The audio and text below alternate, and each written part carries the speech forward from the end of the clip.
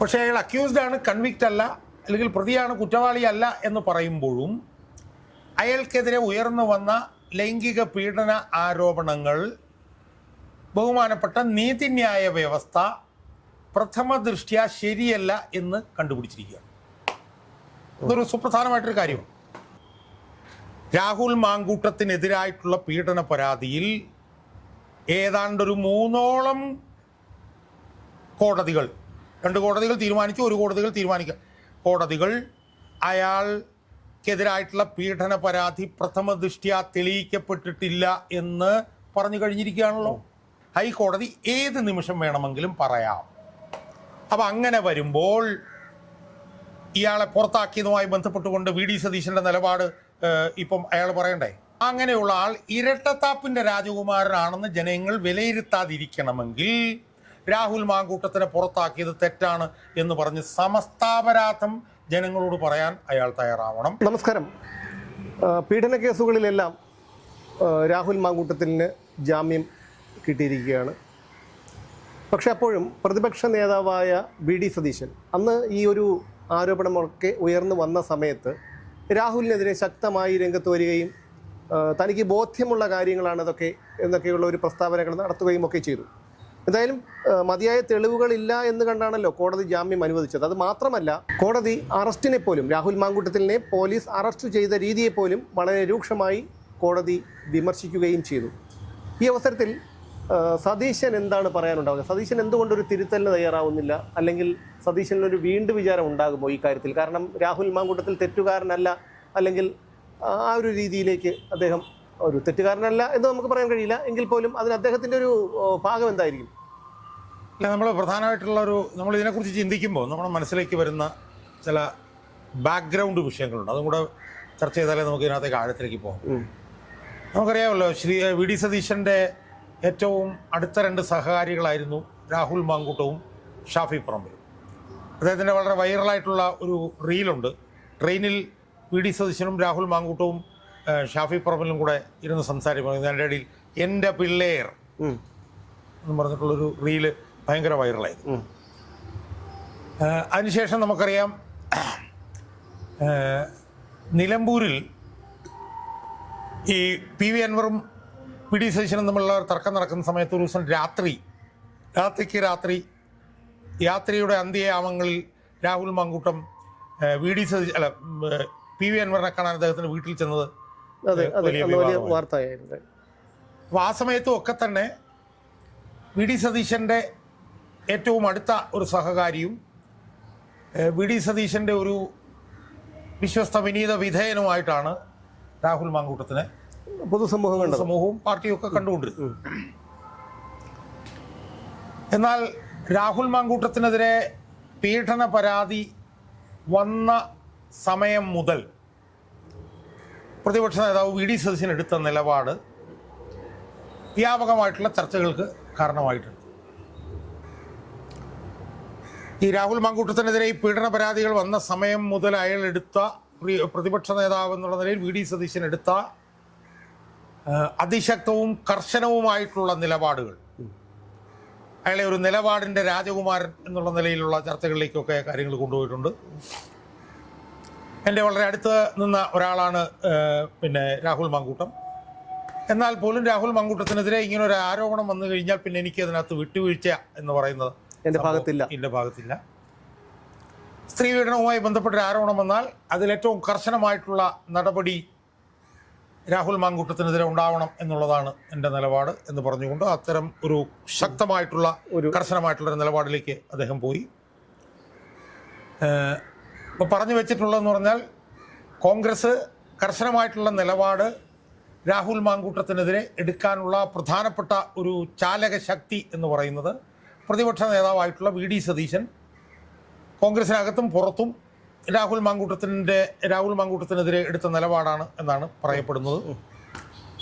എന്തായാലും ഈ വിഷയമെന്ന് മണിക്കൂറുകൾക്കുള്ളിൽ തന്നെ രാഹുൽ മാങ്കൂട്ടത്തിനെ യൂത്ത് കോൺഗ്രസിൻ്റെ പ്രസിഡന്റ് സ്ഥാനത്തുനിന്ന് മാറ്റി. അധികം കഴിയാതെ അയാളെ കോൺഗ്രസിൽ നിന്ന് സസ്പെൻഡ് ചെയ്തു. പിന്നീട് അധികം കഴിയാതെ അയാളെ പാർട്ടിയിൽ നിന്ന് തന്നെ പുറത്താക്കി. അപ്പോൾ ആ പുറത്താക്കിയതുമായി ബന്ധപ്പെട്ടിട്ടുള്ള ക്രെഡിറ്റ് മുഴുവൻ സതീശന് കിട്ടി. സതീശൻ തനിക്കാണ് എന്ന് അവകാശപ്പെടുന്നു എന്ന് മാത്രമല്ല, തൻ്റെ വിട്ടുവീഴ്ചയില്ലാത്ത നിലപാടിൻ്റെ ഒരു ഉദാഹരണമായിട്ടാണ് അദ്ദേഹം ഇത് ചൂണ്ടിക്കാണിക്കുന്നത്. അദ്ദേഹം പല അവസരങ്ങളിലും ചൂണ്ടിക്കാണിച്ചു, ഞാൻ നിലപാട് എന്ത് വന്നു കഴിഞ്ഞാലും മാറ്റുന്ന ആളല്ല എന്ന് പറഞ്ഞു. നമുക്കറിയാം, പഞ്ചായത്ത് തെരഞ്ഞെടുപ്പിന് തൊട്ടു മുമ്പാണ് പരാതിക്കാരി വന്നു, വീണ്ടും ഇത് വിഷയമായി.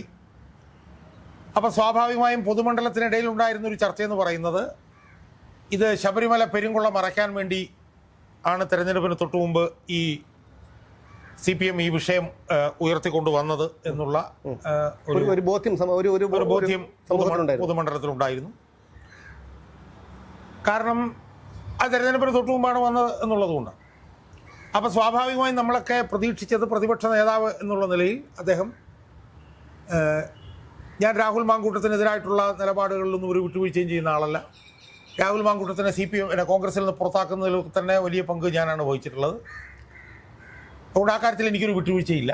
പക്ഷേ തിരഞ്ഞെടുപ്പിന് തൊട്ടു മുമ്പ് ഇത് ഉയർത്തിക്കൊണ്ട് വന്നത് തിരഞ്ഞെടുപ്പിൽ നിന്ന് ശബരിമല പെരുങ്കൊള്ള ഉൾപ്പെടെയുള്ള വിഷയത്തിൽ നിന്ന് ശ്രദ്ധ തിരിക്കാൻ വേണ്ടിയിട്ട് CPM നടന്നൊരു കളിയാണ് എന്ന് പറഞ്ഞ് ഇതിനെ ഡിഫറൻഷിയേറ്റ് ചെയ്യും എന്നാണ് നമ്മൾ കരുതിയിരുന്നത്.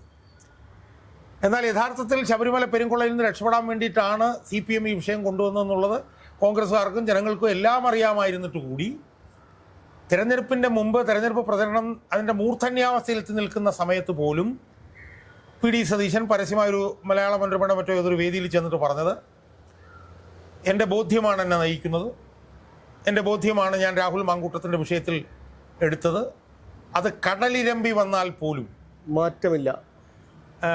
മാത്രമല്ല കുറേ പൊതുജനങ്ങൾ കൂടിയിട്ട് കുറേ അഭിപ്രായങ്ങൾ അതുമായി ബന്ധപ്പെട്ട് പറഞ്ഞു എന്നുള്ളത് കൊണ്ടൊന്നും രാഹുൽ മാങ്കൂട്ടം വിഷയത്തിലുള്ള എൻ്റെ നിലപാട് മാറില്ല, കട്ടിക്കിടിച്ചാൽ പോലും മാറില്ല എന്ന് തെരഞ്ഞെടുപ്പിന് തൊട്ടു മുമ്പ് പോലും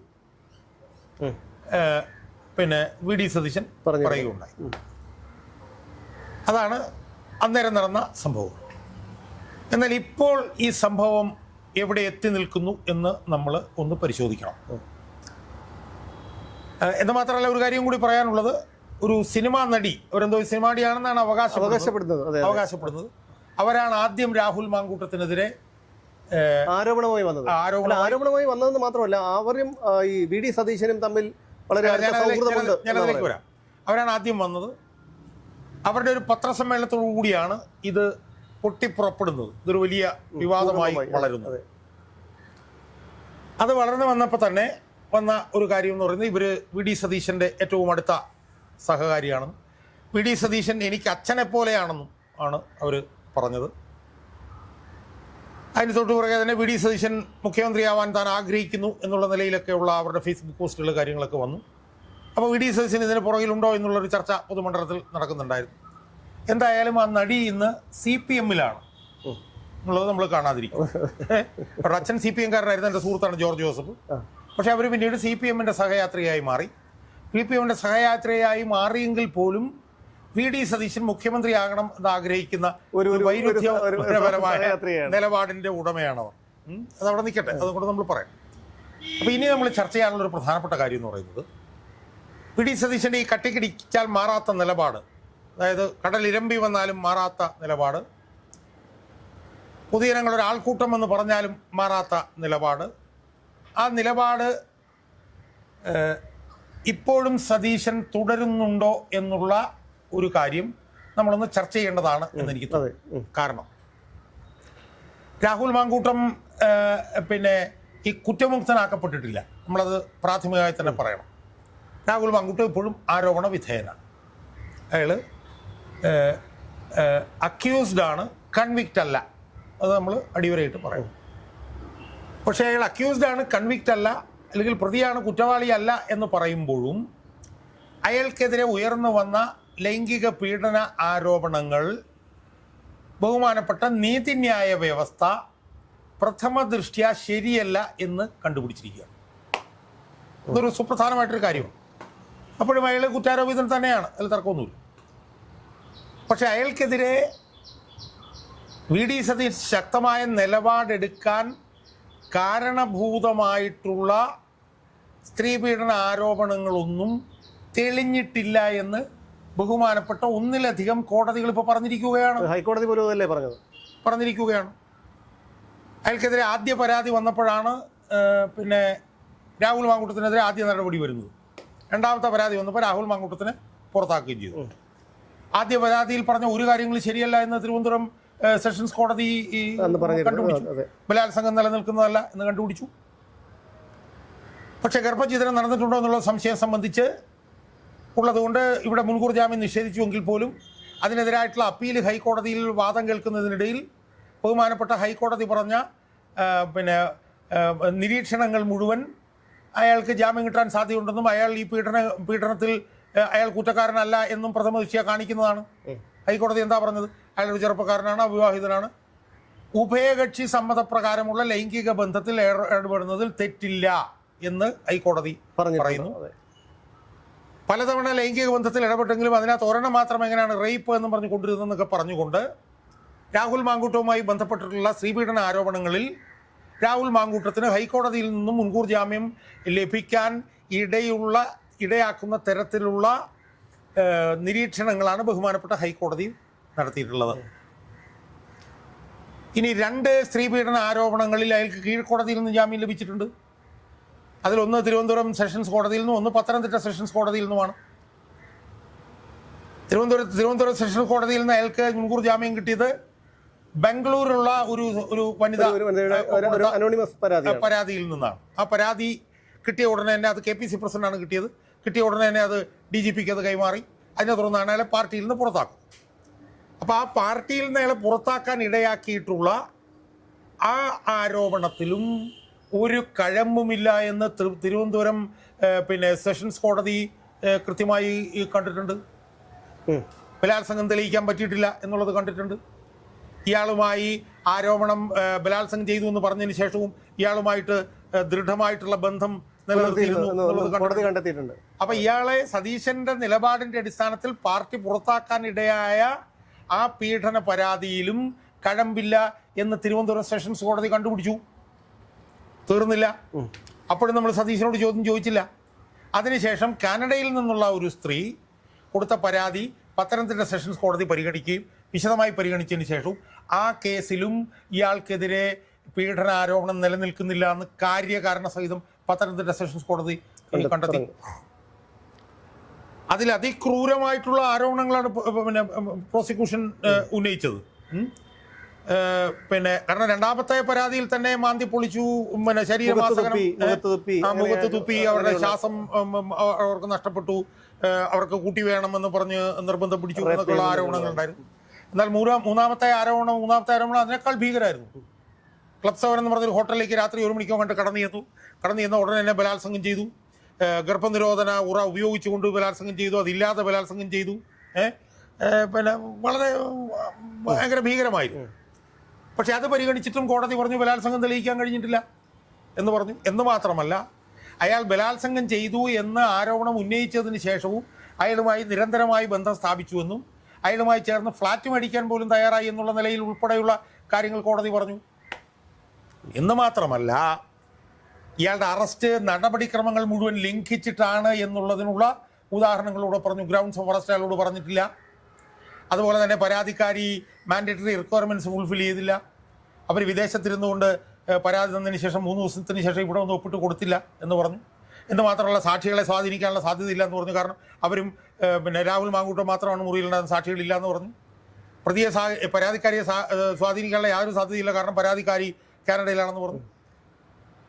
അപ്പോൾ ഇയാൾക്കെതിരെ വന്ന 3 പരാതികളിൽ 2 പരാതികൾ കീഴ്ക്കോടതി പ്രഥമ ദൃഷ്ട്യാ അതിൽ ഒന്നും തെളിയിക്കാനില്ലെന്ന് പറഞ്ഞ് അയാൾക്ക് മുൻകൂർ ജാമ്യം നിഷേധിച്ച കേസിൽ ഹൈക്കോടതിയിൽ ജാമ്യാപേക്ഷ വാദം നടക്കുമ്പോൾ ബഹുമാനപ്പെട്ട കോടതി ഉന്നയിച്ചിട്ടുള്ള ആരോപണങ്ങളെല്ലാം തന്നെ നിരീക്ഷണങ്ങളെല്ലാം തന്നെ ഇയാൾക്ക് ജാമ്യം കിട്ടാനാണ് സാധ്യത എന്നാണ് ഇപ്പോൾ വന്നിട്ടുള്ളത്. സ്വാഭാവികമായും ഇനി സതീശന് നിശബ്ദനായിരിക്കാൻ അല്ല, അവിടെയും ഒരു ചോദ്യമുണ്ട്. അതായത് സതീശൻ എന്തുകൊണ്ടാണ്, സതീശൻ എൻ്റെ പിള്ളേർ എന്ന് പറഞ്ഞിട്ട് ഇവരെയൊക്കെ ചേർത്ത് പിടിച്ച കാര്യം നമുക്കറിയാം. പക്ഷെ എന്തുകൊണ്ടാണ് പെട്ടെന്നൊരു മലക്കം മറിച്ചിൽ സതീശന് സാധ്യമായത്? ഏതൊരു രാഷ്ട്രീയ പാർട്ടിക്കാരായിരുന്നാലും ഇത്തരമൊരു അവർക്ക് തന്നെ അറിയാം, നമ്മൾ കോമൺ സെൻസുള്ള ആർക്കും അറിയാം ഇതൊരു ഉഭയകക്ഷി സമ്മതപ്രകാരം നടന്നിട്ടുള്ള ഒരു ശാരീരിക ബന്ധമാണെന്നുള്ളത്. അപ്പോൾ അങ്ങനെയാണെങ്കിൽ പോലും പാർട്ടിയിൽ നിന്ന് പുറത്താക്കൽ ഉൾപ്പെടെയുള്ള അത്രയും ഗുരുതരമായിട്ടുള്ള നടപടികളിലേക്ക് പാർട്ടി കടക്കണമെങ്കിൽ സതീശനോ അല്ലെങ്കിൽ അതുമായി ബന്ധപ്പെട്ട ആർക്കെങ്കിലും എന്തെങ്കിലും വ്യക്തിപരമായിട്ടുള്ള അല്ല, അത് സ്വാഭാവികമാണല്ലോ, അത് സ്വാഭാവികമാണ്. കാരണം അയാൾക്ക് വളരെ ദുരുപദിഷ്ടിതമായിട്ടുള്ള, അയാളൊരു വ്യക്തി കേന്ദ്രീകൃതമായി നിലപാടെടുക്കുന്ന ഒരു രാഷ്ട്രീയ നേതാവാണ്. ഞാൻ പറഞ്ഞ വ്യക്തി കേന്ദ്രീകൃതമായി അയാൾക്ക് നിലപാടെടുക്കാൻ തെറ്റില്ല. പക്ഷേ അയാൾ ഇരിക്കുന്നത് പ്രതിപക്ഷ നേതൃസ്ഥാനത്താണ്. അല്ല, ഒരുപക്ഷെ ഇനി ഞാനൊന്ന് പറഞ്ഞു, അയാളിപ്പോൾ ഒരു MLA ആണ് എങ്കിൽ അയാൾക്ക് വേണമെങ്കിൽ അങ്ങനെ ഒരു നിലപാടെടുക്കാം. പക്ഷേ അയാൾ പ്രതിപക്ഷ നേതൃസ്ഥാനത്തിരിക്കുമ്പോൾ അയാൾ ചെയ്യുന്ന ഓരോ കാര്യങ്ങൾക്കും ഉത്തരവാദി അയാൾ മാത്രമല്ല, ഒരു പ്രതിപക്ഷ സംവിധാനത്തിന് കൂടി ഉത്തരവാദിത്വമുള്ള ഒരു സ്ഥാനത്താണ് അയാൾ ഇരിക്കുന്നത്. സ്വാഭാവികമായി അങ്ങനെ ഇരിക്കുന്ന ഒരാൾ വ്യക്തി കേന്ദ്രീകൃതമായി തനിക്ക് സ്വന്തമായി ശരിയെന്ന് തോന്നുന്ന ഒരു തീരുമാനം എത്താനേ പറ്റില്ല. ഇപ്പൊ രാഹുൽ മാങ്കൂട്ടത്തിനെ പുറത്താക്കുന്നത് സംബന്ധിച്ച് എന്റെ ബോധ്യമാണ് എന്ന് ഒരു കാരണവശാലും അയാൾക്ക് പറയാൻ പറ്റില്ല. എന്റെ ബോധ്യമാണെന്ന് പറയുന്നുണ്ടെങ്കിൽ ഈ പറയുന്ന ആ നടി, അപ്പൊ അവർ പറയുന്ന ഒരു ഇതിന്റെ ബോധ്യത്തിലാണോ, അവരുടെ ഒരു വാദത്തിന്റെ ബോധ്യത്തിലാണോ, അല്ലെങ്കിൽ അവരുടെ ഒരു ഞാൻ പറഞ്ഞു വരുന്നത്, അയാൾ പറഞ്ഞതാണ് എന്റെ ബോധ്യം. ബോധ്യം എന്ന് പറയുമ്പോൾ അല്ല, ഒരു കാര്യം ഞാൻ പറഞ്ഞു, അടിസ്ഥാനപരമായി അയാളുടെ ബോധ്യത്തിന്റെ അടിസ്ഥാനത്തിൽ ഒരു വിഷയത്തിലും അയാൾക്ക് തീരുമാനം എടുക്കാനുള്ള അവകാശം ഇല്ല. കാരണം അയാൾക്ക് അയാളുടെ ബോധ്യത്തിനനുസരിച്ച് തീരുമാനം എടുക്കാൻ കഴിയണമെങ്കിൽ അയാളുടെ ഒരു വ്യക്തി മാത്രമായിരിക്കണം. ഇപ്പൊ എനിക്ക് എന്റെ ബോധ്യത്തിനനുസരിച്ച് തീരുമാനിക്കാം, സുമേഷിന്റെ ബോധ്യത്തിനനുസരിച്ച് തീരുമാനിക്കാം. അയാളൊരു MLA ആണെങ്കിൽ പോലും അയാളുടെ ബോധ്യത്തിനനുസരിച്ച് തീരുമാനിക്കാൻ പറ്റില്ല. അയാളൊരു പാർട്ടിയുടെ MLA ആണ്. പക്ഷെ ഇവിടെ അതാണോ? അയാളൊരു പാർട്ടിയാണ്, കോൺഗ്രസ് പാർട്ടിയാണ് അയാളെ പ്രതിപക്ഷ നേതൃസ്ഥാനത്തേക്ക് തിരഞ്ഞെടുത്തിരിക്കുന്നത്. 2, പ്രതിപക്ഷ നേതൃസ്ഥാനത്തേക്ക് വന്നു കഴിഞ്ഞാൽ ആ സംവിധാനത്തിന്റെ ഭാഗമായിട്ടുള്ള ഘടകകക്ഷികളെല്ലാം കൂടെ ചേർന്നിട്ടാണ് അയാളെ അന്തിമമായി കോൺഗ്രസ് അയാളെ പ്രതിപക്ഷ നേതാവായി തീരുമാനിച്ചു കഴിഞ്ഞാൽ UDFന്റെ പാർലമെന്ററി പാർട്ടി ചേർന്നിട്ടാണ് അയാളെ പ്രതിപക്ഷ നേതാവ്. അപ്പോൾ അന്തിമമായി കോൺഗ്രസിനോടും UDFലെ ഘടകകക്ഷികളോടും അയാൾക്ക് ഉത്തരവാദിത്വമുണ്ട്. അതുകൊണ്ട് തന്നെ ഏതൊരു വിഷയമായാലും ആ വിഷയത്തിൽ അയാൾക്ക് അയാളുടെ ബോധ്യത്തിനനുസരിച്ച് തീരുമാനം അടിച്ചേൽപ്പിക്കാൻ കഴിയില്ല. അത് ഒന്നാമത്തെ കാര്യം. ഇപ്പോൾ എന്താ ഉയർന്നു വന്നിരിക്കുന്ന പ്രശ്നം? ഇപ്പോൾ ഉയർന്നു വന്നിരിക്കുന്ന പ്രശ്നം അയാളുടെ ബോധ്യത്തിനനുസരിച്ചാണ് തീരുമാനം എടുത്തതെന്നും കോൺഗ്രസ് ആണ് തീരുമാനം എടുത്തെങ്കിലും അതിനുള്ള കാരണക്കാരൻ അയാളാണെന്നും എന്നും പറഞ്ഞ അയാൾ അതിൻ്റെ ക്രെഡിറ്റ് മുഴുവൻ ഇങ്ങനെ മേടിച്ചുകൊണ്ടിരിക്കുകയായിരുന്നല്ലോ. അതെ, പിന്നെ എത്ര മാലകൾ ഉയർന്നു വന്നാലും ആൾക്കൂട്ടം വന്നാലും ഒന്നും എൻ്റെത് മാറില്ല എന്ന് പറഞ്ഞുകൊണ്ടിരുന്ന അയാൾ ഇപ്പോൾ എന്താണ് അയാളുടെ നിലപാട് എന്നറിയാൻ കോൺഗ്രസിൻ്റെ അണികൾക്കും ജനങ്ങൾക്കും ആഗ്രഹമുണ്ട്. കാരണം എന്താ? രാഹുൽ മാങ്കൂട്ടത്തിനെതിരായിട്ടുള്ള പീഡന പരാതിയിൽ ഏതാണ്ടൊരു 3ഓളം കോടതികൾ, 2 കോടതികൾ തീരുമാനിച്ചു, 1 കോടതികൾ തീരുമാനിക്കുക, കോടതികൾ അയാൾക്കെതിരായിട്ടുള്ള പീഡന പരാതി പ്രഥമ ദൃഷ്ട്യാ തെളിയിക്കപ്പെട്ടിട്ടില്ല എന്ന് പറഞ്ഞു കഴിഞ്ഞിരിക്കുകയാണല്ലോ. തിരുവനന്തപുരം സെഷൻസ് കോടതിയും പത്തനംതിട്ട സെഷൻസ് കോടതിയും പറഞ്ഞു കഴിഞ്ഞു. ഹൈക്കോടതി ഏത് നിമിഷം വേണമെങ്കിലും പറയാം. അപ്പം അങ്ങനെ വരുമ്പോൾ ഇയാളെ പുറത്താക്കിയതുമായി ബന്ധപ്പെട്ടുകൊണ്ട് VD സതീശന്റെ നിലപാട് ഇപ്പം അയാൾ പറയണ്ടേ? ഉറപ്പായും വേണം. കാരണം പുറത്താക്കിയതിനെ ക്രെഡിറ്റ് കൊണ്ട് അയാളാണല്ലോ. അങ്ങനെയാണെങ്കിൽ ഈ ഒരു അവസരത്തിലും അയാളുടെ ഒരു ഭാഗം പൊതുസമൂഹത്തിനെ അണികളെയും ബോധ്യപ്പെടുത്താൻ അയാൾക്ക് ഒരു ബാധ്യതയുണ്ട്. അതെ, എന്നാൽ അതിനൊന്നും അയാൾ തയ്യാറായിട്ടില്ല. അല്ല, അപ്പോഴൊരു ചോദ്യം, എന്ത് ഇപ്പോൾ CPM-ൽ പിണറായി വിജയന് ഏകാധിപത്യം ഉള്ളതുപോലെ കോൺഗ്രസിൽ സതീശൻ ഒരു ഏകാധിപത്യ രീതി പിന്തുടരുന്നുണ്ട്. പക്ഷെ എന്തുകൊണ്ടാണ് ഒരു എതിർപ്പ് പല ഭാഗത്തു നിന്നും സതീശനെതിരെ ഉണ്ടാകാത്തത്? അല്ല, ഞാൻ പറഞ്ഞത് അത് അവിടെ നിൽക്കട്ടെ, അതിപ്പോൾ നമുക്കറിയില്ല, നമ്മൾ വിചാരിച്ചാൽ അതുണ്ടാവുകയില്ല. നമ്മുടെ പ്രധാനപ്പെട്ട ചോദ്യം എന്താ? എന്തിനാണ് രാഹുൽ മാങ്കൂട്ടത്തിനെ സസ്പെൻഡ് ചെയ്യുകയും പുറത്താക്കുകയും ചെയ്തത്?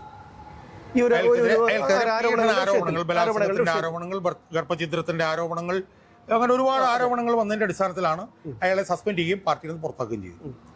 ഇപ്പൊ എന്താ സംഭവിച്ചിരിക്കുന്നത്? ഈ ആരോപണങ്ങളൊന്നും പ്രഥമ ദൃഷ്ട്യാ തന്നെ നിലനിൽക്കുന്നതല്ല എന്ന് ഒന്നിലധികം കോടതികൾ തീരുമാനിച്ചിരിക്കുന്ന സാഹചര്യത്തിൽ അയാളെ പുറത്താക്കിയത് തൻ്റെ ക്രെഡിറ്റ് ആണെന്നും തൻ്റെ ഇച്ഛാശക്തിയും തൻ്റെ നിലപാടും കൊണ്ടാണ് അയാളെ പുറത്താക്കിയത് എന്നും പറഞ്ഞ് ക്രെഡിറ്റ് അടിക്കുന്ന നിലപാടിൻ്റെ രാജകുമാരനാണ് താനെന്ന് സ്വയം നെഞ്ചത്തടിച്ച് പറയുന്ന സതീശൻ ഇപ്പം ഈ കോടതികളെല്ലാം അയാളത്തെ പ്രഥമ ദൃഷ്ട്യാ കുറ്റം ചെയ്തിട്ടില്ല എന്ന് കാണുമ്പോൾ അയാളുടെ നിലപാട് ഇരട്ടത്താപ്പല്ലെങ്കിൽ, അയാളുടെ നിലപാട് ശരിയുടെ അടിസ്ഥാനത്തിലാണെങ്കിൽ ഇപ്പോൾ അയാൾ അതിൽ ജനങ്ങളോട് കൈകൂപ്പിക്കൊണ്ട് മാപ്പ് പറയാൻ വേണ്ടത് അയാളുടെ ബാധ്യതയല്ലേ? കാരണം എന്താ പുറത്താക്കിയത്? എന്തിനാ പുറത്താക്കിയത്? അയാൾക്കെതിരെ വന്ന രാഹുൽ പീഡന പരാതി എന്ന് പറഞ്ഞാൽ ബലാത്സംഗ ആരോപണം, ഗർഭഛിദ്രത്തിന്റെ ആരോപണം, പിന്നെ വിവാഹ വാഗ്ദാനം നൽകി പീഡിപ്പിച്ചതിന്റെ ആരോപണം, ബലാത്സംഗം ചെയ്ത പെൺകുട്ടികളോട് കുട്ടി വേണമെന്ന് പറഞ്ഞതിൻ്റെ ആരോപണം. ഇതിൻ്റെയൊക്കെ അടിസ്ഥാനത്തിലാണല്ലോ വി ഡി സതീശൻ്റെ ഒറ്റ നിർബന്ധപ്രകാരം, വി ഡി സതീശൻ്റെ ഒരൊറ്റ നിലപാട് പ്രകാരം രാഹുൽ മാങ്കൂട്ടത്തിനെ പുറത്താക്കിയത്. ഈ ആരോപണങ്ങളുടെ അടിസ്ഥാനത്തിലാണല്ലോ. സ്വാഭാവികമായും ഈ ആരോപണങ്ങളൊന്നൊഴിയാതെ തെറ്റാണെന്ന് ഇപ്പോൾ തെളിയിക്കപ്പെട്ടിരിക്കുന്നു. ബലാത്സംഗം ചെയ്തു എന്നുള്ളതിന് തെളിവില്ല, ബലാത്സംഗം ചെയ്തു എന്നുള്ളത് തെളിഞ്ഞിട്ടില്ല.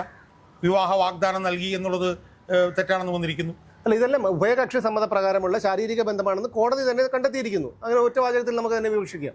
അപ്പം അങ്ങനെ വരുമ്പോൾ ഇയാളെ പുറത്താക്കാൻ ഇടയായിട്ടുള്ള കാരണങ്ങൾ മുഴുവൻ തെറ്റാണെന്ന് ബഹുമാനപ്പെട്ട ഒന്നിലധികം നീതിന്യായ കോടതികൾ പ്രഥമദൃഷ്ട്യാ കണ്ടെത്തിയിട്ടുള്ള സാഹചര്യത്തിൽ വി ഡി സതീശൻ നിലപാടുകളുടെ രാജകുമാരനാണ്, ഇരട്ടത്താപ്പിൻ്റെ രാജകുമാരനല്ലെങ്കിൽ, കാരണം അദ്ദേഹം സ്വയം പറയുന്നത് താൻ നിലപാടുകളുടെ രാജകുമാരനാണ്.